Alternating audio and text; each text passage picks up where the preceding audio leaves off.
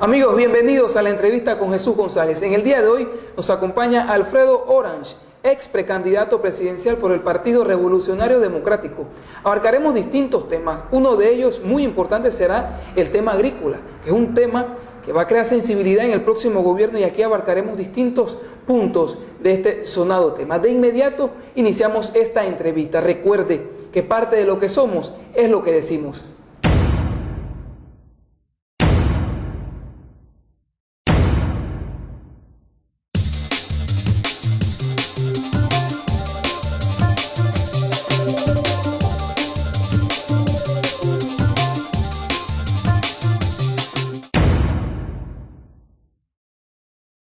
Así, amigos, en el día de hoy nos acompaña Alfredo Orange, a quien le damos la cordial bienvenida y gracias por estar aquí. Nos emociona muchísimo cuando tenemos personalidades como usted.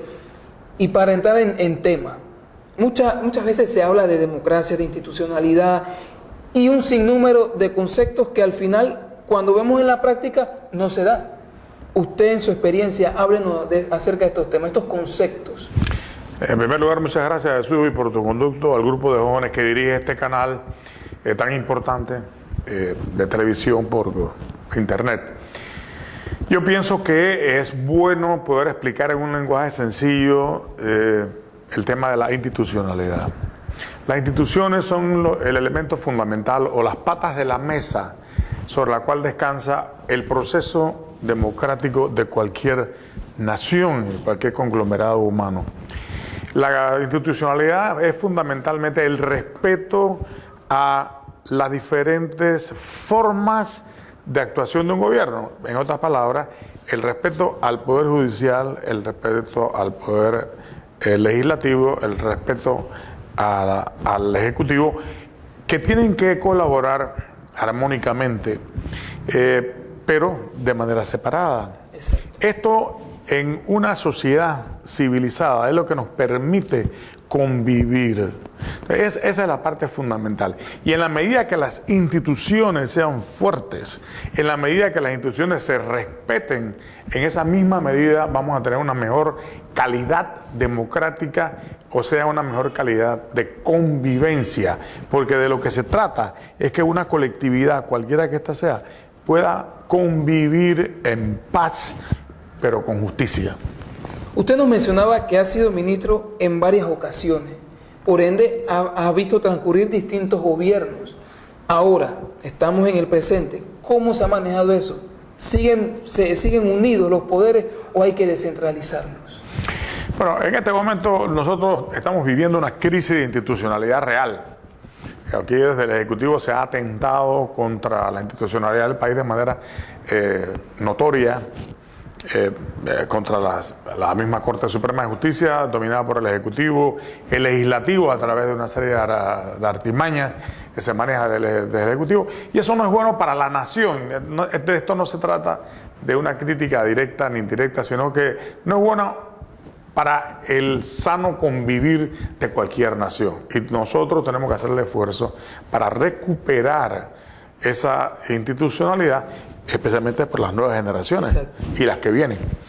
Yo soy veterinario de profesión, soy especialista en reproducción equina y he tenido la oportunidad de servirle a mi país en 2 ocasiones como ministro de Desarrollo Agropecuario, y puedo decir algunas cosas sobre ello. En particular que el gobierno, el último gobierno, el gobierno que estamos viviendo, es un gobierno de importadores, es un gobierno que ha descuidado de manera completa prácticamente el sector agropecuario. Panamá es un país cuya composición del Producto Interno Bruto, que esto lo conoce todo el mundo, o sea, la economía nuestra está basada en los servicios, está basada en la banca, en los seguros, los reaseguros, los servicios del canal, los servicios de exportación de combustible.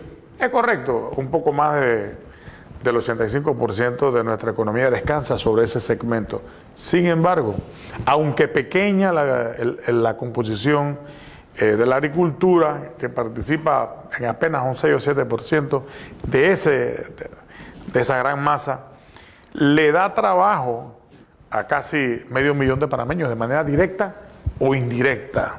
Eso significa que el campo para nosotros los panameños es estratégico y es estratégica también la producción de alimentos fundamentales, lo que llamamos la soberanía alimentaria, que son los alimentos básicos. Antes de entrar en el tema agropecuario, para salir de este tema de institucionalidad, ¿cuáles serían esos conceptos que debe tener todo panameño para darse cuenta? Y no que nos damos cuenta cuando tenemos la tormenta encima. El primero de ellos es el respeto absoluto en la administración de la justicia. El sistema judicial tiene que ser completamente independiente y los panameños y los que no son panameños que viven en Panamá tienen que confiar plenamente en la administración de justicia. Ella constituye la base de la convivencia pacífica de cualquier pueblo. Cuando atentamos contra eso, hemos visto revoluciones por todas partes. El segundo de ellos es que la Asamblea, que es la que hace las leyes, tiene que tener independencia del Ejecutivo y del Judicial. Tiene que dedicarse a hacer leyes, no a hacer obras. Las obras le corresponden al Ejecutivo, a los representantes de corregimiento.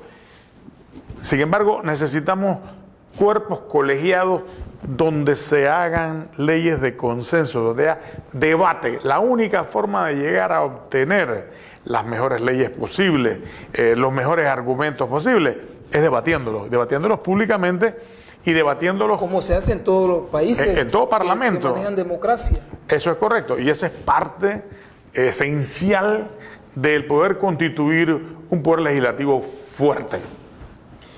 Hay un aspecto aquí muy importante que me llama la atención, porque no solamente se repite este estereotipo en Panamá, sino en prácticamente toda América Latina.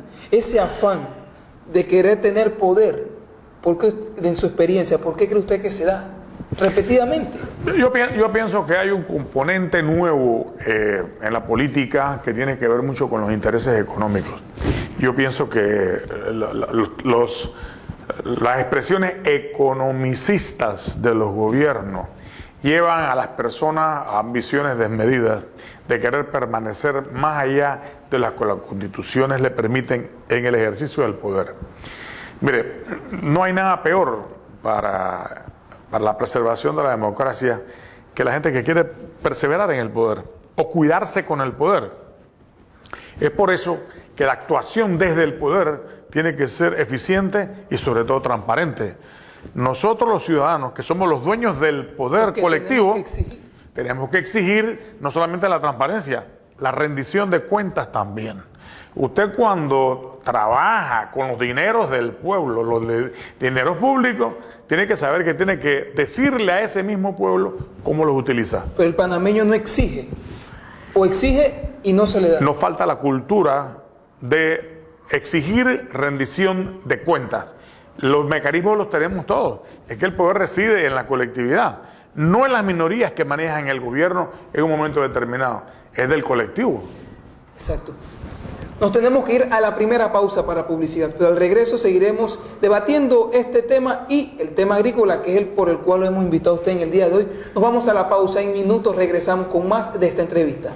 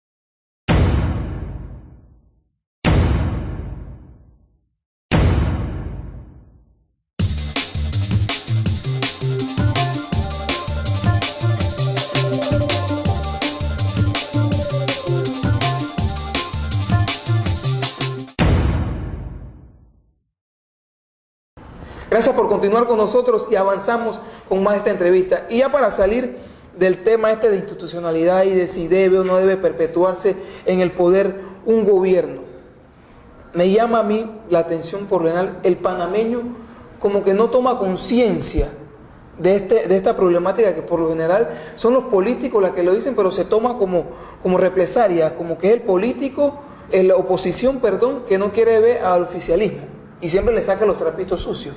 ¿Es así o en verdad tenemos un problema y hay que educar, hacerle docencia a la población? Yo pienso que la docencia es algo fundamental en la población y esto ocurre en todas partes.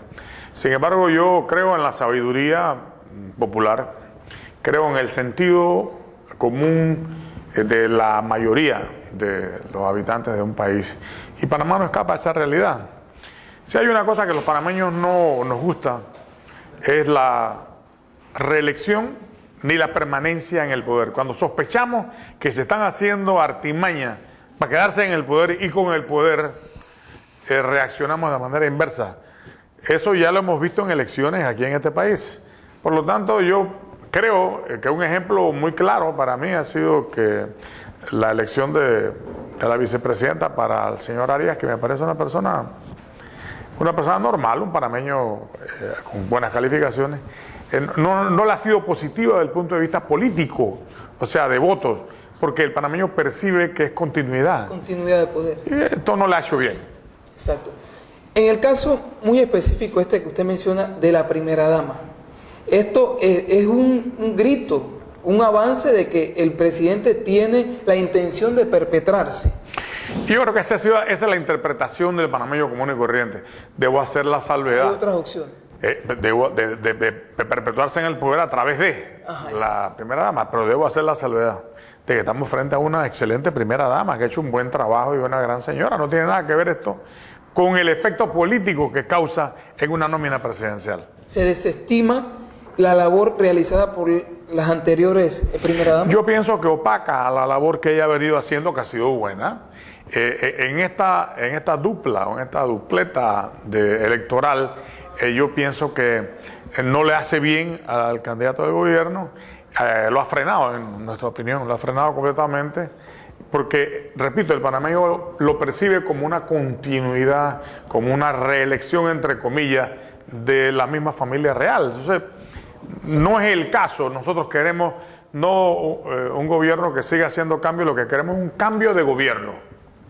Eso es muy cierto. Una primera dama que ha sabido venderse a la población y con proyectos magníficos, pero también hay que resaltar de que fueron proyectos heredados, debo corregir, por la primera dama Vivian de Torrijos, que hizo una excelente labor abriéndole paso a las personas discapacitadas y un sinfín de proyectos. Pero cambiamos de tema. Pero en general hemos tenido buenas primeras damas.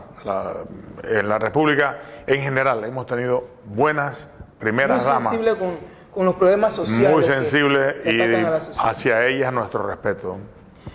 Pasamos la página. El tema agrícola le ha quedado grande a este gobierno. Y según este gobierno, no solamente a ellos, a gobiernos anteriores, desde su punto de vista, como experto en esta materia. Mire, las teorías neoliberales que apuntan hacia la globalización indicaban que las fuerzas de mercado iban a ser capaces de controlar mejor los precios de la oferta y la demanda, y que ello iba a traer consecuentemente una disminución en los precios de algunos productos primarios, agrícolas me refiero, debido a que los mercados se iban a mover de acuerdo a dónde se necesitaban y dónde estaban los excesos. No se ha comportado igual en Panamá porque nosotros somos un país de comercio, somos un país de importadores. Entonces es muy fácil con un plumazo descuidar un segmento pequeño que es la agricultura nacional, pero que le da trabajo a un gran número de personas. Casi el 40% de la población nuestra en el interior vive directa o indirectamente de la agricultura. O siembran, o transportan, o venden semillas, o prestan sus servicios, o tienen maquinaria agrícola, o vienen a vender a los mercados. O sea, hay todo un entramado, todo todo un tejido Es ahí alrededor. entonces donde se crea la especulación en el precio de diferentes rubros. Es correcto, en la medida que escasea el rubro, se da la especulación donde quiera que ésta sea. Yo Eso pienso, se puede controlar. Sí es parcialmente controlable, porque entre otras cosas es bueno decir que el intermediario es una parte de la cadena de comercialización de los productos. Lo que ocurre es que para poderlo limitar, usted tiene que tener suficiente cantidad de productos, tiene que tener instalaciones apropiadas. Es por eso que yo siempre he dicho, para hablar sencillamente, que la agricultura descansa sobre 4 grandes pilares. ¿Qué son? Crédito, mercadeo, investigación agrícola y extensión agrícola. En otras palabras, crédito a tiempo y rápido, ofrecerle los mercados adecuados para que los productores lleguen y puedan vender de manera directa. Investigación de aquellos rubros que nosotros consumimos, y son 7, 8 rubros sencillos que nosotros debemos tener en Panamá para lograr nuestra soberanía alimentaria. Y luego el Ministerio de Desarrollo Agropecuario tiene que ser dividido en 2. Una parte para los agricultores de subsistencia, los más pobres, los que menos tienen. A eso debe volcarse una gran cantidad de ayuda. Y a los medianos y grandes productores la otra parte. Es por eso que ello se llama extensión agropecuaria. Llevar el conocimiento científico de la investigación a la gente que lo necesita, pero a tiempo. Menciona usted un elemento muy importante y que es el primero, que es el crédito. La mayoría de los productores panameños se quejan de que le ponen muchas trabas al momento de darle un crédito. Es muy burocrático, es muy lento todavía, tenemos que ser más agresivos, tenemos que buscar una metodología que nos permita llegar al productor de manera más rápida. Mira, aquí hubo una experiencia con los asentamientos campesinos muy interesante. Es cierto que nos costó, pero no costó nada, ¿no? Cuando fuimos a hacer el balance, el costo de los asentamientos campesinos fueron 12 o 15 millones de dólares, pero nos integró al mercado del crédito a una gran cantidad de panameños que antes no eran ni un número de cédula. O sea que nosotros tenemos que retomar una serie de experiencias positivas para ser más ágiles con el productor, especialmente el de subsistencia.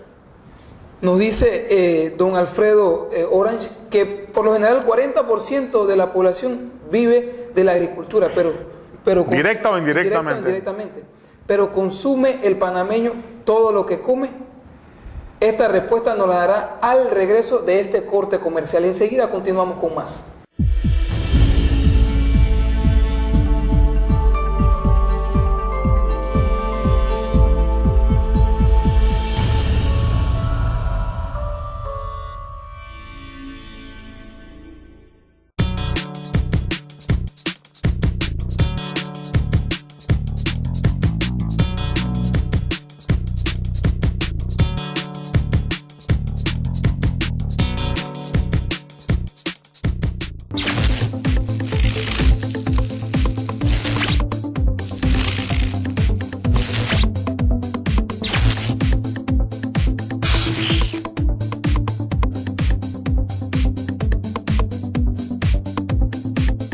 Muebles Multipropósito de Panamá. Cama escritorio multifuncional ahorrando espacio con confort y calidad. Distribuimos, fabricamos e instalamos. Solo llámenos al 203-3605 o al 6379-2586. Muebles Multipropósito de Panamá.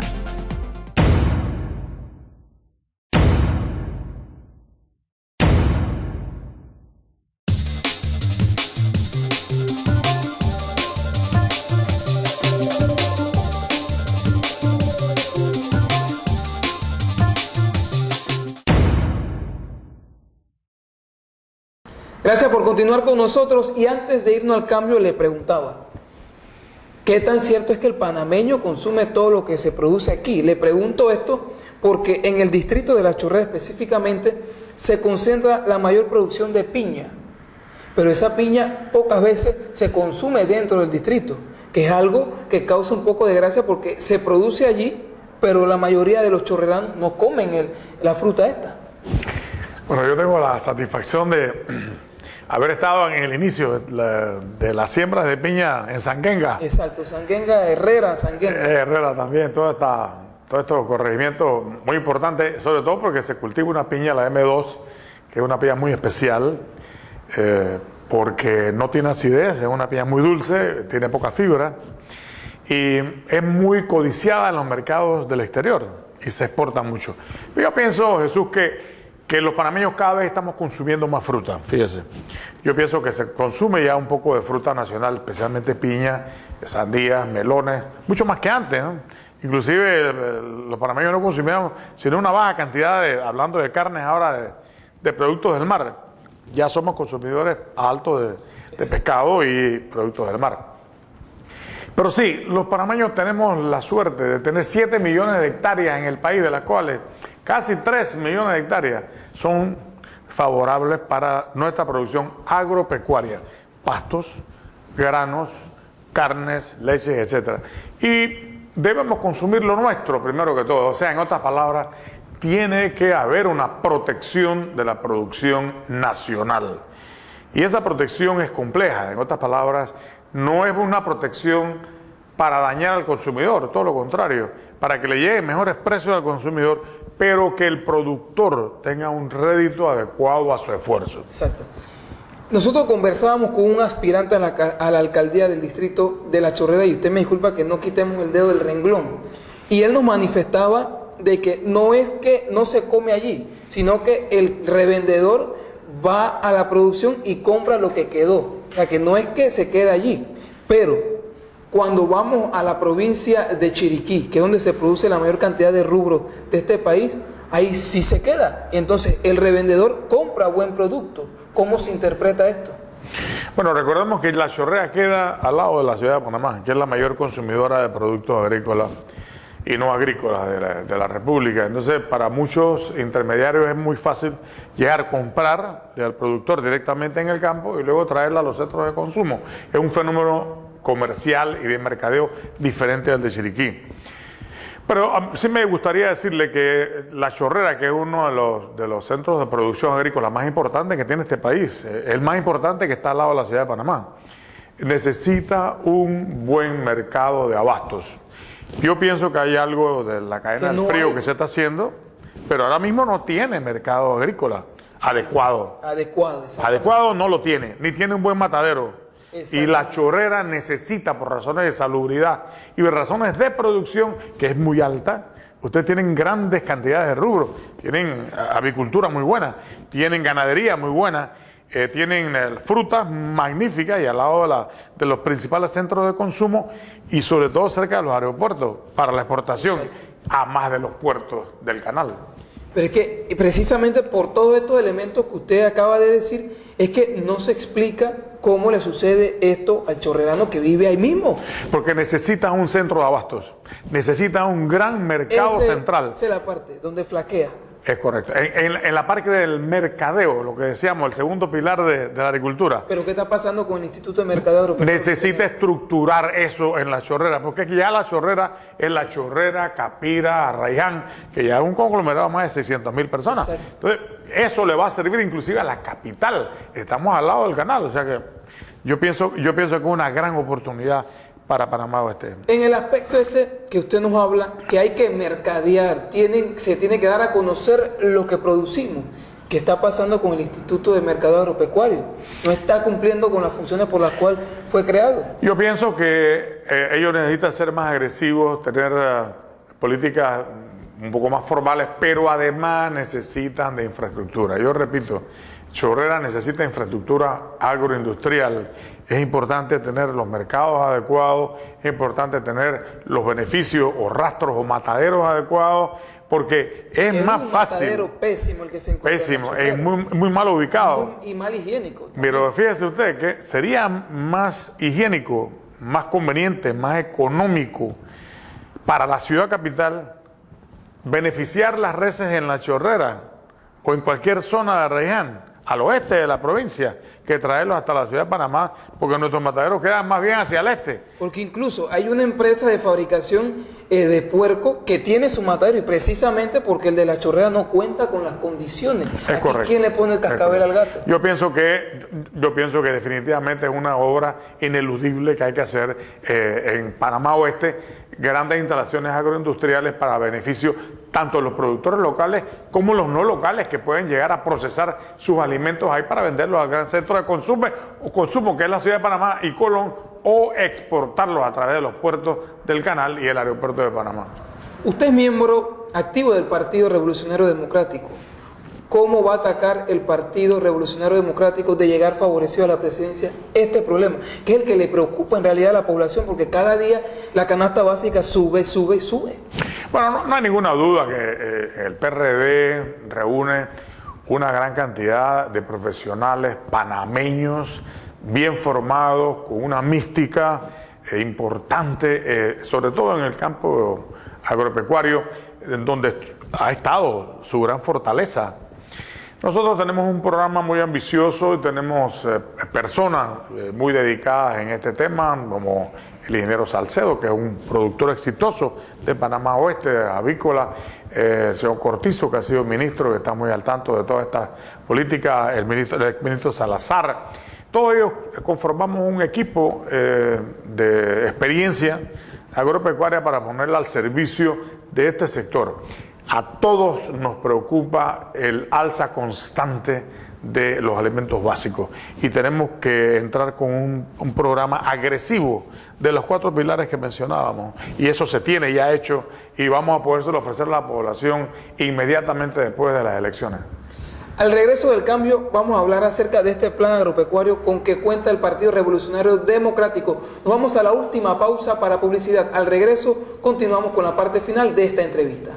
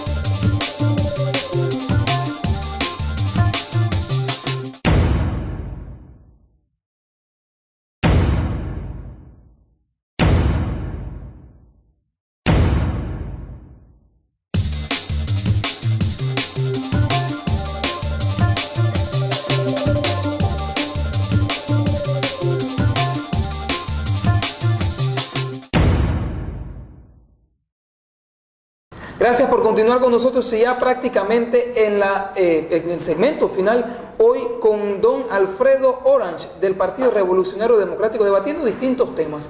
Y uno de esos, antes de irnos al corte comercial, hablábamos del plan de gobierno agrícola que tiene el PRD para este quinquenio que se avecina, de ellos llegar favorecido. ¿Cómo se va a implementar todo este plan? Pues de manera sencilla que se entienda. El primer paso que hay que dar es la organización de los productores. Nosotros lo primero que hemos hecho siempre como PRD, como gobierno, es organizar a los pequeños, a los medianos, a los grandes productores. Cada uno de estos segmentos tiene un tratamiento diferente, porque sus necesidades son diferentes. Un agricultor que cultiva para subsistir necesita un tipo de asistencia diferente al gran productor que tiene maquinaria, crédito y todo. Por lo tanto, lo primero que hay que hacer es la organización de los productores nacionales, cosa que el PRD la sabe hacer muy bien. Nosotros tenemos unos planes agresivos de crédito agrícola según el segmento de los productores, o sea, un crédito a tiempo. Es inútil echarle agua a una planta después que se secó. Es igualito en la agricultura. Usted no le puede darle con el dinero a un productor ya cuando ya la producción está... Ya pasó. ¿Sí? Ya cuando va a cosechar lo que tiene el grano en el suelo. Así que tiene que llegarle a tiempo. Usted no puede andar con investigaciones de cosas que no se comen en Panamá, por ejemplo, que están lejos de espárragos, que usted investiga espárragos en este país, investiga arroz, maíz, frijoles, leche, ganado de carne, las cosas que interesan, sencillas, que usted pueda transmitirle al productor. En el mercadeo, nosotros necesitamos una estructura de mercadeo que tenga los componentes ideales y necesarios. Los mercados agrícolas que se han anunciado para todos los corregimientos, algunos trabajarán 24 horas, otros no. Y 24 horas porque a algunas familias les conviene comprar de noche y otras no. Pero que tengan acceso a productos frescos. Exacto. El alcalde de Panamá viene proponiendo eso. Yo creo que eso es importante. Doctor, desde el año 2006, según estadísticas, estaba en el gobierno Martín Torrijos Espino, la canasta básica ha venido subiendo paulatinamente de precio. O sea, estando un presidente PRD, ¿qué va a ser la diferencia en este gobierno? De llegar favorecido, lógicamente. Nosotros tenemos causas externas y causas internas. Las externas son conocidas por toda la subida de los precios de los combustibles que trae, por ende, alzas en los fertilizantes, alzas en los transportes. Entonces nosotros que tenemos que... La gran diferencia que va a implantar el próximo gobierno PRD es poder, de una manera contundente, reducir los costos de producción. Contundentemente. Y esto... Esa es la raíz del problema. Esta es la raíz del problema. Esto es con crédito a tiempo, con un mercadeo agresivo, con una investigación adecuada y dándole atención a los diferentes segmentos de productores según su tamaño, según su necesidad. El Ministerio de Agricultura no es para los que están grandes ya, los que están desarrollados. El Ministerio de Agricultura es para los que menos tienen, los más necesitados. Entonces, hacia eso tiene que estar dirigido la mayor parte del esfuerzo. Hacia la gente también, hacia el consumidor. Y también del panameño que tiene su casa y en esa casa tiene un lotecito y puede sembrar ciertos rubros. Recuerde usted, Jesús, que nosotros fuimos los creadores, los inventores de los huertos escolares, de los huertos hospitalarios, de los huertos caseros, y se sembraba hasta en los balcones de la ciudad de Panamá y se premiaba, porque hasta en un pote de un balcón aquí en Panamá usted puede sembrar una mata de tomate. Doctor, antes que finalicemos este segmento, este programa del día de hoy, quiero tocar un tema importante de la agricultura, agropecuario, mejor dicho. Y es que últimamente está de moda que todas las fincas están en cuarentena. Usted es experto en este tema de equino. ¿Qué está sucediendo? Bueno, nosotros tenemos algunos problemas que han vuelto a aflorar. Tenemos el problema de la brucelosis, que había desaparecido de Panamá prácticamente y hemos tenido algunos brotes en algunos lugares. Capira es uno de ellos. Me hablan que en las provincias centrales hay unos otros lugares. Y tenemos en la parte equina la encefalitis equina. Encefalitis equina que es producida por virus, es una enfermedad viral y cuyo agente etiológico es muy plástico, o sea, cambia mucho. Ambas enfermedades se conocen como antropozoonóticas. En otras palabras, afectan tanto al animal como a la gente. Las que están alrededor del... Puede afectar a la gente, correcto. Tanto la brucelosis le da al hombre como la encefalitis. Esto puede crear una epidemia tomando como referencia que lo mismo sucedió con la gripe porcina. Es correcto. Entonces, tenemos que ser muy cuidadosos. Panamá tiene todas las condiciones, tiene los mejores laboratorios, tiene los mejores técnicos para combatirlo. Yo pienso que una de las funciones importantes que va a cometer el PRD en el próximo gobierno es frenar toda posibilidad de contaminación, contagio y eliminación de los portadores de estas enfermedades. Doctor, no nos podemos despedir sin hacer esta pregunta porque sé que usted maneja muy bien el tema del discurso político. ¿Qué contenido debe tener el discurso del próximo presidente de Panamá? Saliendo del tema, ya sea PRD, CD o panameñista. Para cualquier candidato, el discurso político tiene que tener un alto contenido de sinceridad. Segundo, tiene que decir las cosas que se pueden hacer. Las cosas que no se pueden hacer, el pueblo sabe que es mentira. Pues si nos hablan de más de un gobierno de más cambio, no, nosotros queremos es cambiar este gobierno, porque no nos gusta lo que está haciendo. No nos gusta cómo administran nuestros bienes. Obras. Mire, es que no todo son obras. El asunto es que si esa obra vale 10 veces más de lo que debió costar, ese dinero es mío y es suyo. ¿Y hasta qué punto eso es cierto? Bueno, déjeme decirle, en auditos preparados por los economistas del PRD. Hay más de 1.500 millones de dólares por año en sobrecosto. No se puede contratar una empresa auditora que no sea oposición. Bueno, yo pienso que hay que traer auditores del exterior para auditar todas estas obras que han sido hechas con los dineros públicos. Vamos a ver cuánto hemos pagado de manera correcta y cuántas de manera incorrecta. Y los que no pueden dar respuesta transparente de ellos, que vayan a los tribunales. Según una revista internacional, el presidente Martinelli es uno de los presidentes latinoamericanos que cuenta con más popularidad, y no solo eso, es uno de los presidentes latinoamericanos que ha cumplido con más de la mitad de lo que propuso. Bueno, eso es un logro de su administración. Podríamos señalar también que ha sido el presidente donde más indígenas han fallecido en 50 años. Es uno de los gobiernos donde más se ha señalado en los sobrecostos y la corrupción en la historia del Istmo de Panamá. Así que todas estas cosas habrá que medirlas en su momento. Un gallo tapado, como decimos en panameño. Bueno, lo que es importante es servirle al país, servirle a la nación panameña con transparencia, con honradez, con sinceridad y con desprendimiento. Yo creo que tenemos que ser generosos, tenemos que ir abriendo las puertas para ustedes, las nuevas generaciones, que eso es lo que importa. Ya usted lo oyó de la voz del doctor Alfredo Orange, miembro del Partido Revolucionario Democrático, a quien le damos las gracias por haber aceptado nuestra invitación. Yo les recuerdo que parte de lo que somos es lo que decimos. Nos vemos en una próxima emisión.